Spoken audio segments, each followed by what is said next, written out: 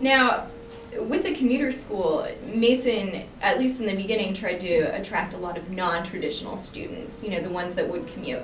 Did you, and you've mentioned that you thought there were good high school students that you could recruit to Mason. Did you want to blend those two together, or? Actually, my sense here was that the mentality was George Mason is for white students from Virginia. We used to call WASPs, White Anglo-Saxon Protestant. So it was a school for white students. And one of the first things I did was to try to change that. I talked with the admissions people, talked to them about the need to change that. I eventually had to change the staff at the admissions office to accomplish what I hired a African-American director of admissions. We managed to change that. I think the diversity now, I think I had a fair amount to do with starting that. I thought it was a mistake to focus only on white students when there were a lot of other good students around, and just on a lot of principles. I thought we should not just be a white school.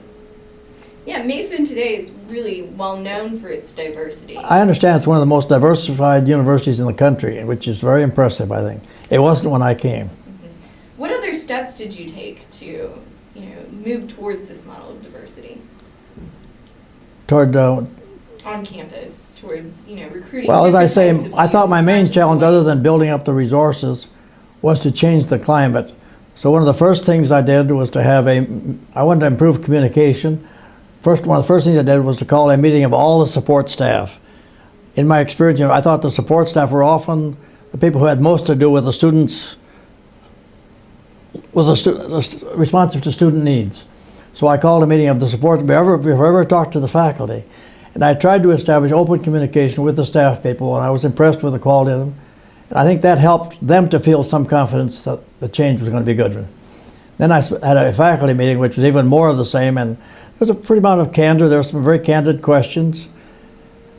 The view here before I came was articulated by one of my predecessors.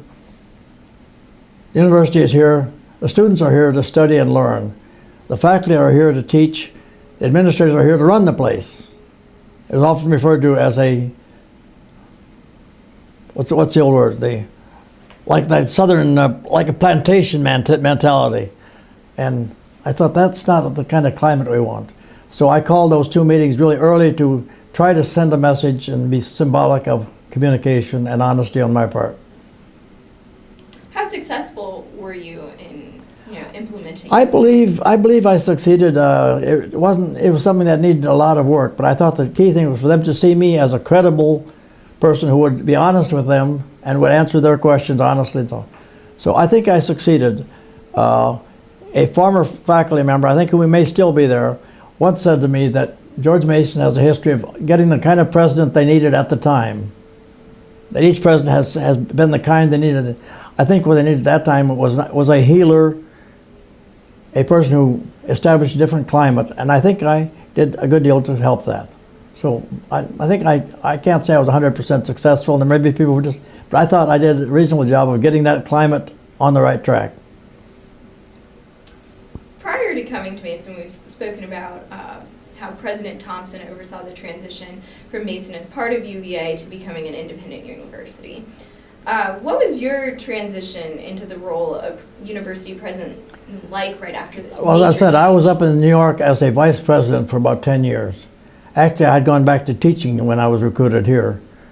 But I had 10 years of administrative experience in a new university, so that was my main background, other than my general academic background. The separation of the university occurred in 72, 73. Dr. Thompson had been chancellor under the University of Virginia. He was given the title of president for the rest of that year. But there's a question of whether I was the first president. I was the first person brought in as president. And that was both a burden and an opportunity. And I think the people here were interested in seeing how it worked, and so was I. It was my first job as a president, not my first job in administration. But now, did you experience any transitional difficulties? No, actually, as I said, because of having worked in a new university, it was easier to be sympathetic with some of the needs of a new school. I don't think the transition was dramatic. So much of it was simply evolution. The faculty was growing nicely. I knew we needed a better library, more library resources. That was obvious to me. We needed more classroom space, and we had no student union. Students could go in the basement of one of the buildings and get a sandwich and a Coke, and that was it. So they had no base. So I thought we need a student union. We need to increase our classrooms. We need to increase our library resources. The faculty were actually doing their own building of a faculty. So I wasn't directly involved in the faculty, but I was very much involved in some of the decisions that were made. While you were at Mason, there was great physical growth on the campus. Like you said, there wasn't a student union, and student union building #1 opened, Fenwick, Robinson Hall. Can you tell us about this physical growth? Well, this was often had to be coordinated with the state council to get the state support. But I knew that we needed a better base for the students but better than just a basement room for a sandwich. Mm-hmm. So I worked hard on getting a student union, and Clarence Robinson, who was a good friend of the university, and contributed a good deal of money toward a classroom building, so we named it after him, Robinson Hall. So the student need for a base, and the faculty and the students' need for a classroom space, and then I tried to deal with the library issue also by helping to build the collection. What were some of the reactions to this growth? Did it change the student body, the community in any way? It changed everybody, including me. I mean, we were all learning, in some ways learning as we went along, but I also was very conscious of the community relationship, which people like Mr. Wood, the former chairman, Mr. Hazel was former chairman, they were very strong in the community, so they were very helpful. The board was very helpful in getting the community to view us differently. But as I said, the board also needed to be educated to what it's like to run a university. There were some very experienced, competent people, but not experienced in academic life. So we all had to learn, but I think the relationships, I stayed pretty good.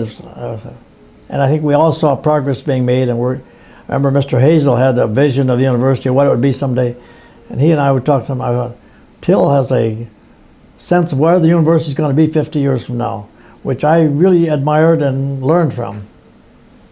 Now, you've been talking about how you needed to educate the people here on what a new and growing university was like. What are some of the special needs that you saw for Mason as a new university? What did I foresee? Mm-hmm.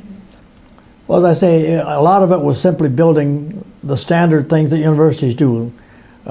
We build a faculty, encourage research, build a more diverse student body, and develop a physical campus. So all of the normal challenges of growth were there, and I tried to play my role in helping those all.